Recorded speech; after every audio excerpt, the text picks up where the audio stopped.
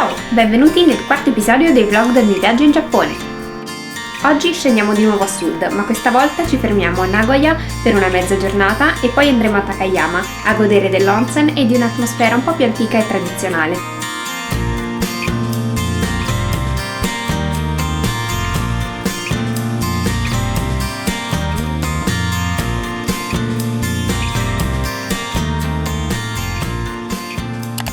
La mia giornata comincia con una bella ginocchiera, imprevisto non piacevole ma ho tenuto duro. Dopo aver lasciato le valigie stazione ci siamo diretti alla Yokiso Villa.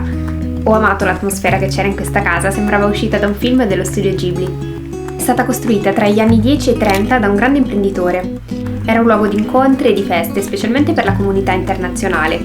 Inizialmente comprendeva più di 30 edifici, molti distrutti durante la Seconda Guerra Mondiale. Le influenze degli altri paesi sono molto evidenti e credo sia proprio questa fusione di stili a renderla così bella.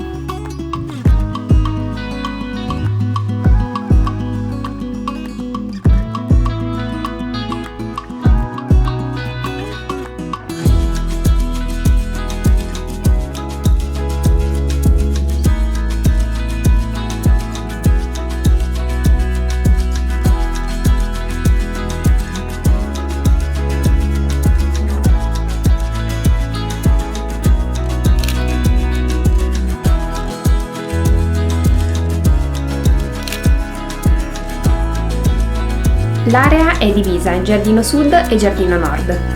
Inizialmente saremmo dovuti poi andare in un altro parco, ma non avevamo capito quanto grande fosse l'area attorno a questa villa e siamo rimasti incantati da questo giardino, quindi abbiamo deciso di rimanere qui e goderci l'ambiente.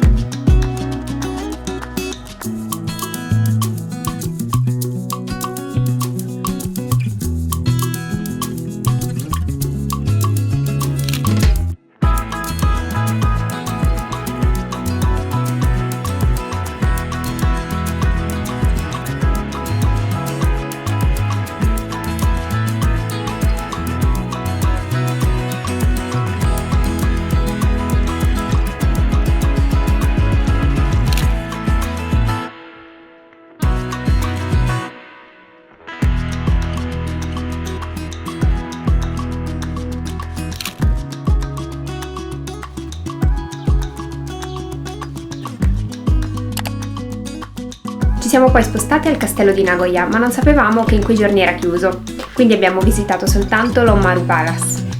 Quello che vediamo ora è solo una ricostruzione del palazzo che nel 1615 fu costruito dallo shogun Tokugawa Ieyasu per suo figlio. È stato molto bello, tutto quest'oro in video non rende, ma era davvero brillante.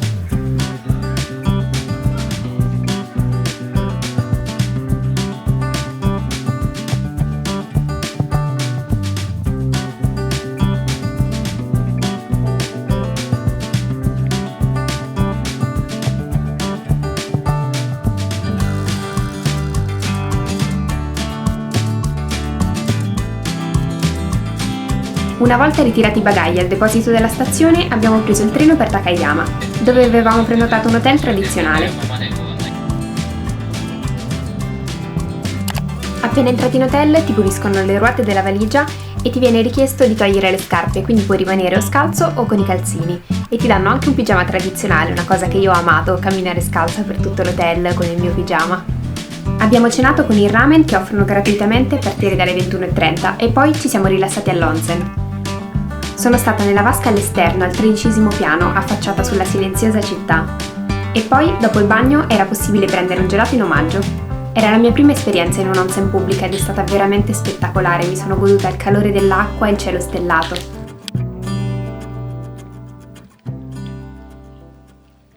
Mi è piaciuta talmente tanto che la mattina dopo mi sono svegliata presto per utilizzarla di nuovo.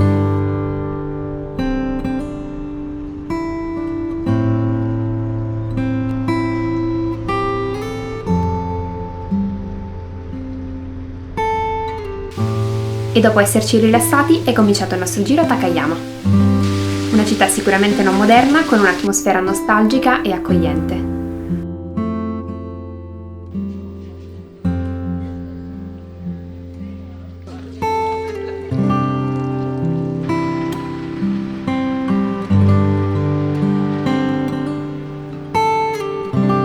Che meraviglia è!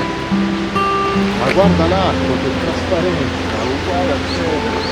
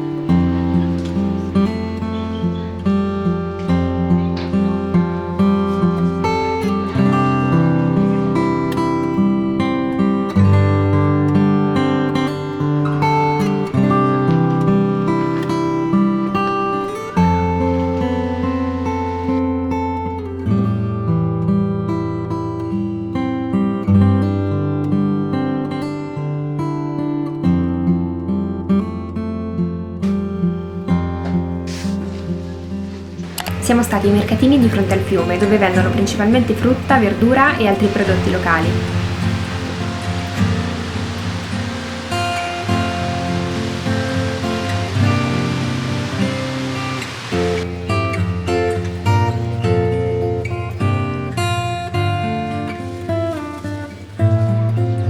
Anche qui a Takayama siamo riusciti a godere dei ciliegi in fiore, non ce lo aspettavamo per niente.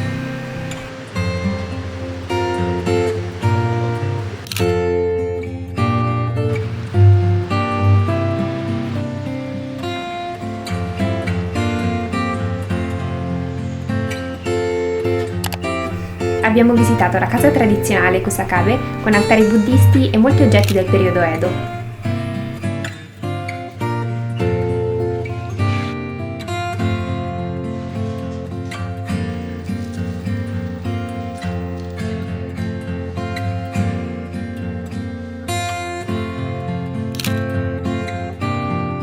A pranzo abbiamo provato il famosissimo manzo di Ida, considerato tra le carni più pregiate al mondo. Siamo stati in un ristorante yakiniku, che vuol dire letteralmente carne alla griglia, quindi l'abbiamo cotta noi da soli. Personalmente, nonostante io sia una grandissima amante della carne, non l'ho trovata particolarmente gustosa, però forse qualcuno potrebbe dirmi che sono io ad essere pazza.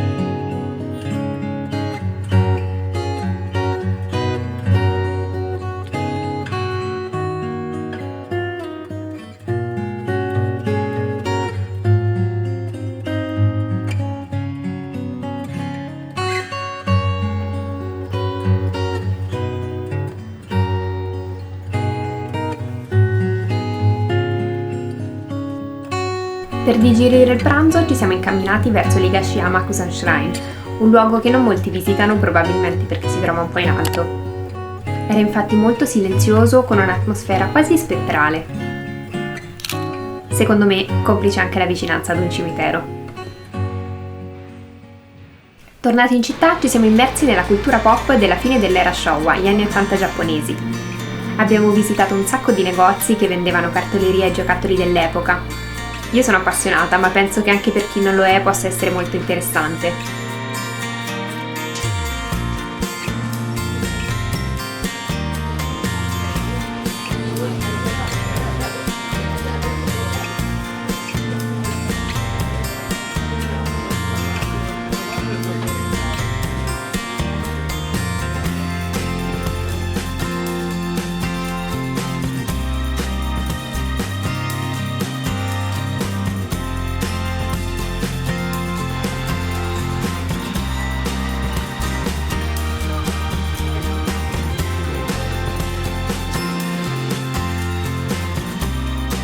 Siamo stati anche al Retro Museum, dove hanno ricreato ambientazioni come classi di scuola, sale giochi e parrucchieri dell'epoca.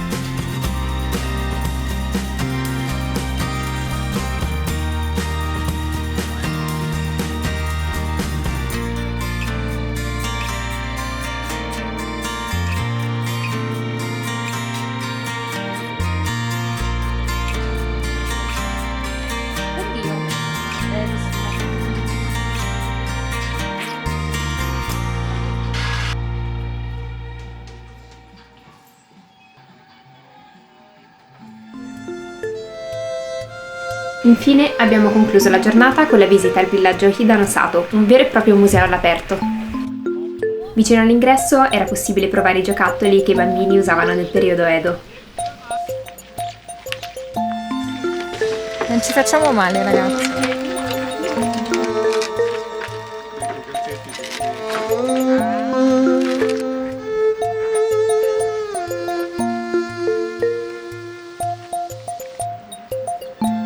Queste case sono state costruite tra il 1600 e il 1800, con i loro tetti di paglia che hanno resistito per anni alla tanta neve che cade qui. È possibile visitare anche l'interno, dove sono conservati alcuni oggetti.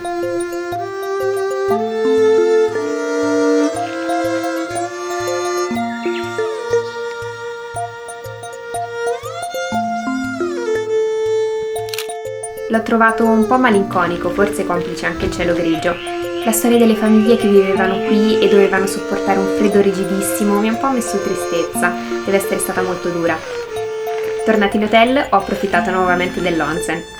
Spero che il video vi sia piaciuto, iscrivetevi per non perdere gli altri. La prossima tappa è Kyoto. Ciao!